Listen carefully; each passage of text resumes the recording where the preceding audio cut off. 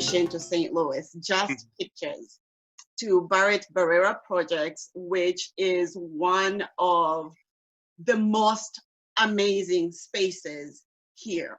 I mean, it's very exciting, and I'm so excited to see to see you. I love Barrett Barrera because they push the envelope. As you know, we are in St. Louis, and this is where Ferguson is. I mean, it's just not an open-minded place. So, you know, the subject matters that you have in this exhibit are exciting, and I want to be able to tell our audience about it.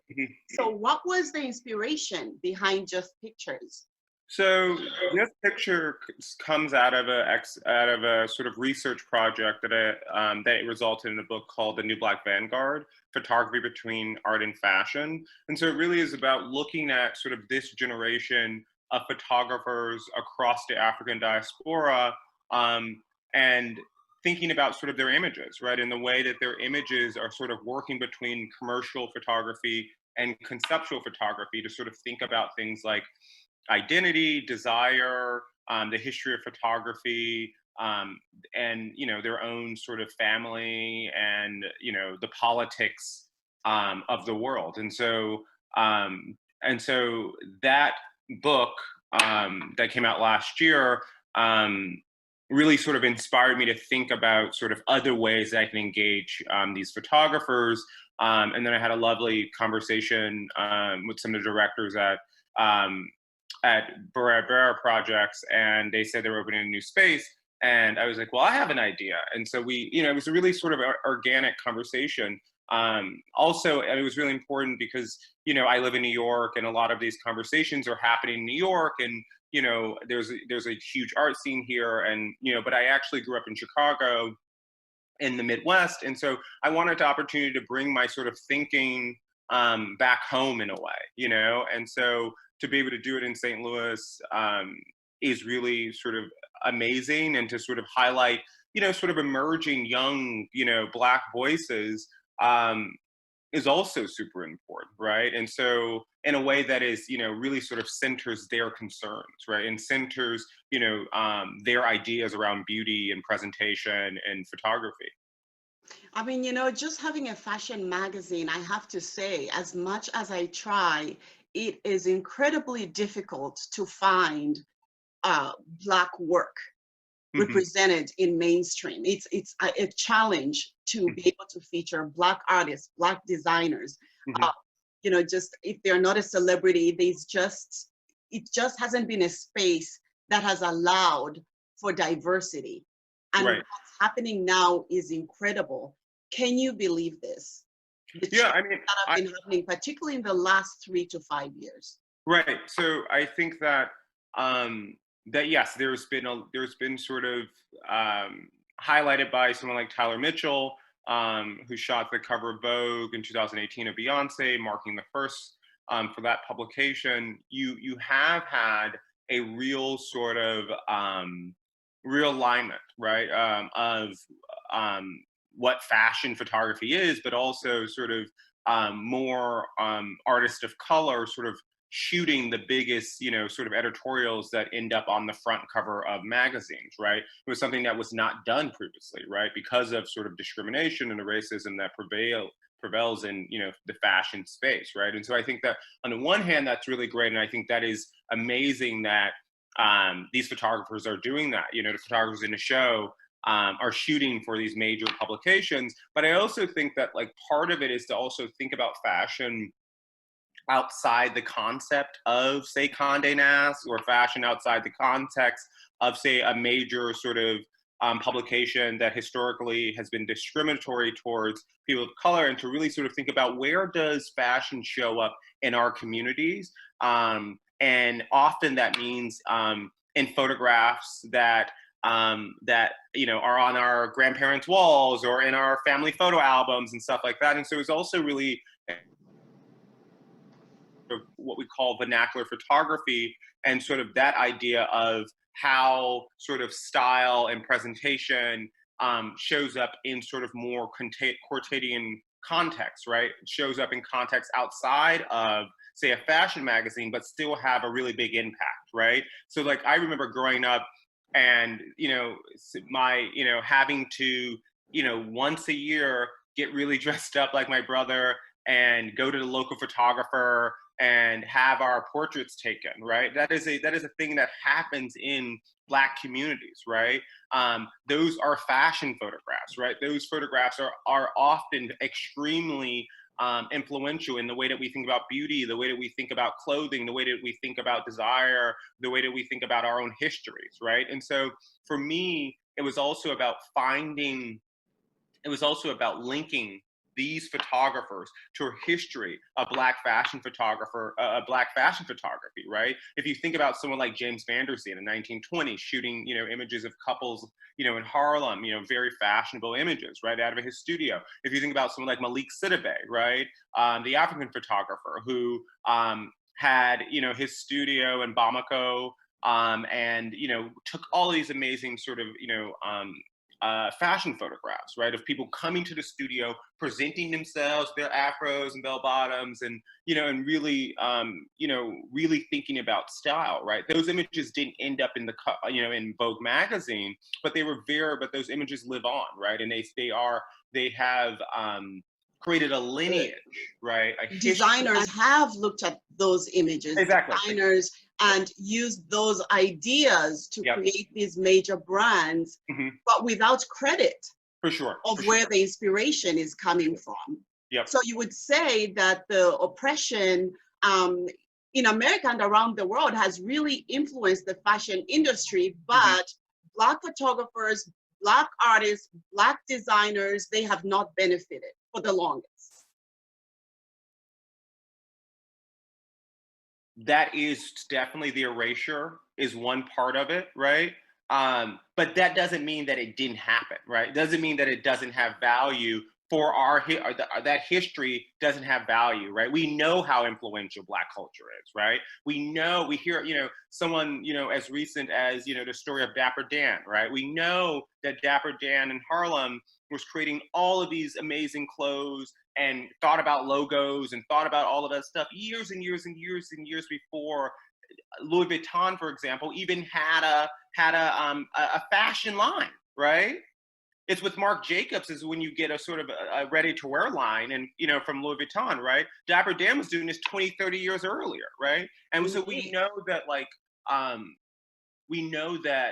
he is a trailblazer, not just in the Black community, in fashion, period, right? And so I think it's important for us to make sure that we're still, although we're not being recognized sort of in those sort of quote unquote, official pages or spaces, but that those histories are pervasive, they're powerful, and they have been influential, right? And so I think another thing that's happening though now is that we are all using our voices, me, you, photographers, people, and other, Black folks in the fashion community, to make sure that we are giving credit where credit is due, right? Exactly.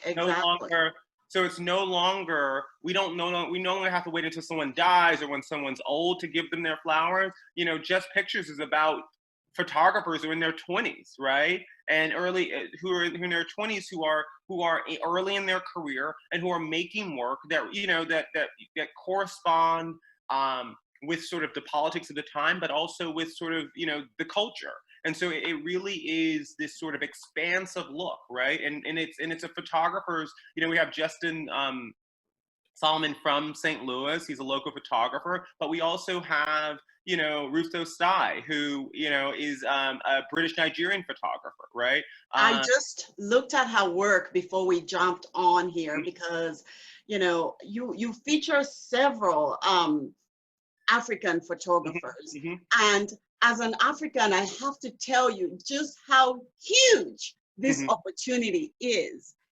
Photography, the creative sector, is not appreciated in Africa.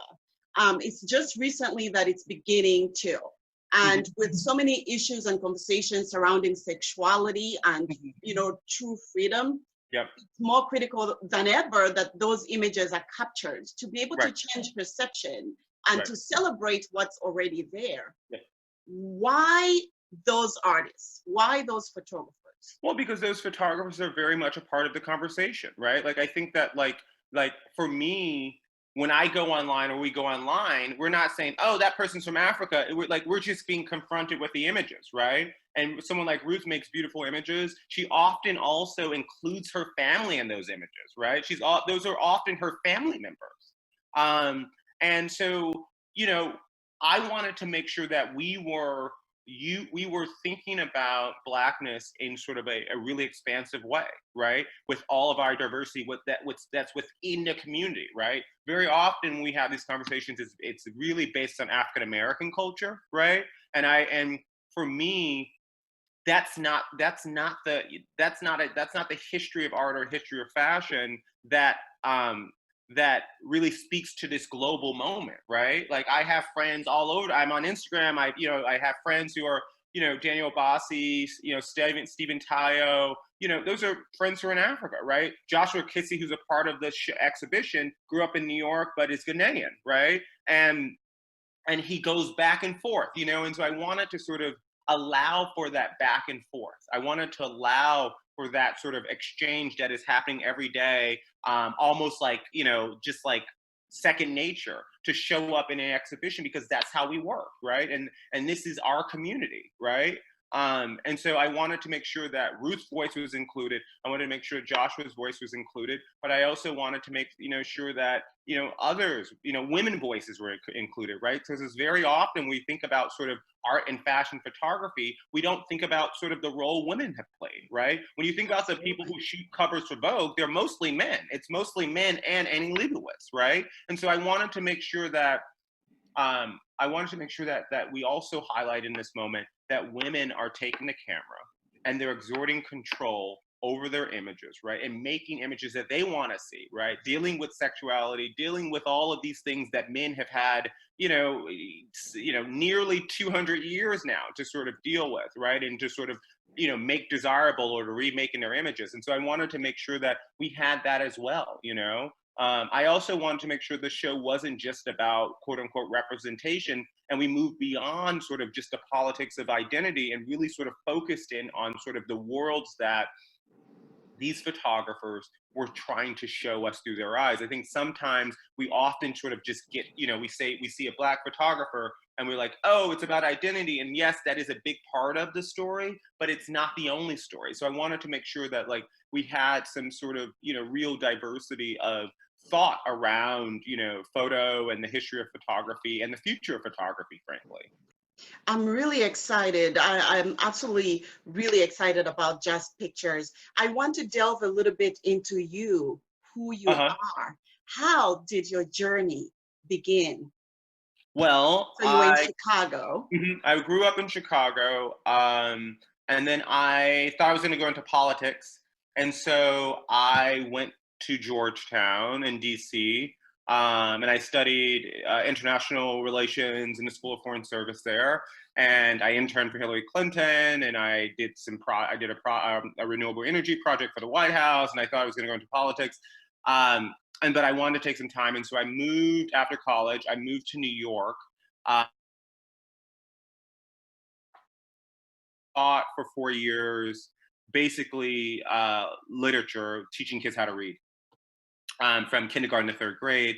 And while I was doing that, I met a friend who was in the art world and who just sort of was, like, oh, you should come to, these things with me. And I was like, okay, like, and I would just like started to go to art shows. And I must say that like growing up in Chicago with all, Art Institute and those, MCA Chicago, those, really kind of world-class, museums there, I've always gone to museums. I've always been sort of interested in culture, but I think you grow up in,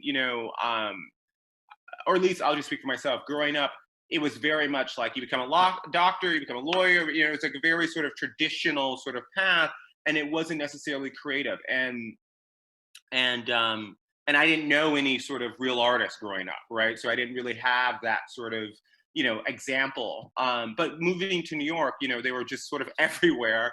And I just wanted to know more.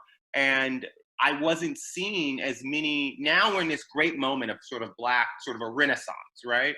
But I think 10 years ago, it wasn't this way. 5 years ago, it wasn't this. 3 years ago, it was really, barely this way. And, I wanted to know more about the artists I was seeing, or I was meeting in their studios, or, out in New York. And there was just no real sort of, there wasn't enough information, in our magazines, in our newspapers, online. And so I just decided to start writing about them. And I, you know, writing, for, New York Times, and writing for the New Yorker, and, Vogue, and, sort of W, and all, sort of all the magazines, and newspapers, there. Then, artists start to ask me, hey, would you write an essay about for me, for my book or my exhibition? And so I started to sort of write, exhibition catalog essays for artists, and just sort of kept going. And a couple of years ago, I got an invitation to curate an exhibition, my first exhibition. And I was like, oh, wow, this is sort of like writing with objects. And so it's just been sort of, a step-by-step sort of process, but, really just sort of leaning into sort of the power of art, and wanting to be a part of that. I was at New York Fashion Week the year before last, and it was one of those years that there were quite a few art exhibits at the same time going on. It is not very open to people of color. When I walked into exhibits, I felt really out of place. I didn't feel welcomed. And so if you're not represented and you're not part of it, and the people writing about it do not look like you, there's no way that you can enhance that Black voice within the art and fashion world. Well, yeah, so how easy was it for you to get in? That is not an easy get in, the New York art culture. Yeah, I agree with you that, like, there is a real lack of diversity. I think there's a real sort of like smallness to sort of the art and fashion communities. And I think that, like, most people would like it to stay that way, and I think that, one of the things that I have always tried to do, and even with a show like Just Pictures, is to make sure that I was lifting as I was climbing, so to speak, right? And that, and that means to sort of however you get in, or whatever sort of power or opportunity you get, you have an obligation to make sure that you're bringing, if not many people, one person along with you, and as you're bringing that person along with you, you make sure that you guys are having conversations about how you're going to bring somebody else in, and so that has just always been my ethos, right? That is just, again, Just Pictures is, these are young sort of emerging image makers, right? The new Black Vanguard, that book, young emerging image makers, that show is now traveling around the world. It's currently in Australia. And it really is just sort of trying to sort of set an example, but also trying to say, okay, I'm going to create some opportunity, right? Because I agree with you that, like, it's not a space that is just, open, right? And it's not a space that just is welcoming people in. And I think that the more and more people, that are like us, that are in those spaces, right? And it doesn't even have to be the next person, doesn't even have to be like you, but the next person you can give that person permission to be themselves in that space. And I think that, like, absolutely, what I'm trying to do is just try to get, like, being myself in these spaces. I hope that helps someone else to say, oh wait, he did that, I don't really want to do that, but I want to be myself and I want to do this, because I think that really allows for one, people to live their own sort of lives and truths, and and sort of pursue the things that they're interested in. But two, it sort of, it's just like the power of sort of, I remember back sort of like again, and there was no one, like around my age doing the things that I was doing when I was coming up. But there were elders, there were people like Hilton Als, the writer Hilton Als. There were people like Thelma Golden, still, many sort of, older sort of, legendary people, but they were sort of, welcoming to me. They, like Thelma has introduced me to people, given me opportunities. Hilton, with lunch and stuff like that. Really, and so I think that along the way there are signs, even if they're small, that it is possible. And I've just been sort of, uh, you know, I I mean, I think can that has really happened. relate to that. But Yeah, that's, I also think that, like, in I don't want to discount the fact that, like, yes, it's really difficult, and yes, some of it is luck, just because it is systematically aligned against Black people, and so, like, I think that, like that's why it's so important for me to make sure that we are, as much as we can, opening the gates just a little bit wider. And it doesn't need to be, like, you don't have to, you have to do that in a way that you can do it, right? Like, I'm not sort of suggesting that, we have to, sort of take on additional burdens to try to, root out racism. But I'm saying is that if you can just allow some space for one other person, I really do think that helps to sort of create um, more opportunity. I mean, I absolutely agree. That has been the story of my life. I mean, literally, one person just pulling me up along Right. the way. Yep. To be a mainstream fashion magazine here in Missouri, Yep. the heart of Ferguson, um, a community that is not very open, that Right. is not an easy thing to do. Right. And you bringing what you're bringing to St. Louis with this exhibit, particularly Barrett Barrera projects, because they are really about pushing the envelope and being socially, conscious about social issues, Yep. but not just walking the walk, but, talking the talk, but walking the walk as well. Hmm. And Yep. so what I would love to see, and I'll do what I can, is uh, make this more visible to people who don't think they fit in Yeah, to exactly. that world. Yep. Because Well, that was, once you get in, you see how much your life can open. The inspiration is amazing. and And you you find are just people who are real like like you. everybody else. Do Yeah. what you care about and Yep. love. Yep. And then there are people in, once you sort of get beyond that, there are people there that are more, that are like you.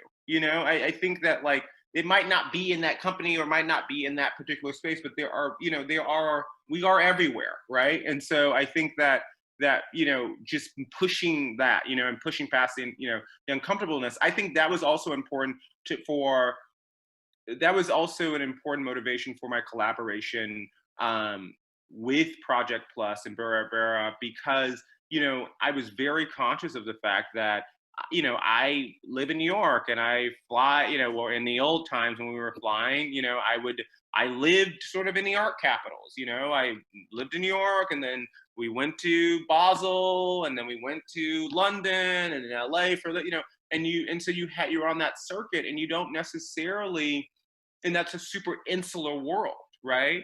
And so for me, this is one way of trying to sort of, again, be the change. This is like of trying to sort of link with people who are not in the quote unquote art or fashion world, and bring this to a place that we can have a real sort of dialogue and a real sort of exchange.